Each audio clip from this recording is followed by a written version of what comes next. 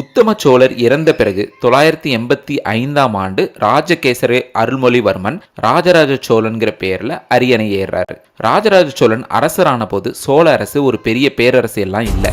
ஆதித்த கரிகாலன் பாண்டியர்களை தோற்கடிச்சு இருந்தாலும் சோழ நாடு ஒரு சிறு நாடாகத்தான் இருந்தது. சோழ நாடு பவர்ஃபுல் ஆனா இமீடியட்டா பாதிக்கப்படுறது சேர நாடும் பாண்டிய நாடும். பாண்டியர்களை ஏற்கனவே போர்ல தோற்கடிச்சு வளவளக்க வச்சாச்சு. இப்போ ராஜராஜ சோழன் அரசரானதுக்கு அப்புறம் பாண்டியர்களும் சேரர்களும் சேர்ந்து சோழர்களுக்கு எதிராக தாக்குதல் நடத்த முயற்சிக்கிறதும் அதுக்காக காந்தலூர் சாலை அப்படிங்கிற ஒரு இடத்தை தளமா யூஸ் பண்றதும் சோழர்களுக்கு ஒரு பெரிய தலைவலியா இருந்தது. காந்தலூர் சாலை எங்க இருக்குங்கிறதுல வரலாற்று ஆய்வாளர்களுக்கு முரண்பாடு இருந்தாலும் அது இன்னைக்கு இருக்கிற கேரளால விழிஞ்சம் அப்படிங்கிற கடற்படை தளம்னு நம்பப்படுது. ராஜராஜ சோழனோட 4ஆம் ஆண்டு ஆட்சியில, அதாவது 988 to 989 இந்த போர் நடக்குது. சோழ கடற்படை மூலமா காந்தலூர் சாலையை தாக்குதல் நடத்தி பெரும் வெற்றியையும் அடைகிறாங்க. காந்தலூர் சாலை முற்றிலுமா அழிக்கப்படுது. இதன் மூலமா சோழ நாட்டு வர்த்தகர்கள் அரேபியன் சீ ரூட்டை யூஸ் பண்றதை செக்யூர் பண்றாங்க. அது மட்டும் இல்லாம சேர நாடு சோழ நாட்டு விஷயத்துல தலையிட்டா என்ன ஆகும்னு ஒரு பாடமாகவும் இருக்குங்கிறது ஒரு காரணம் இருந்தாலும்,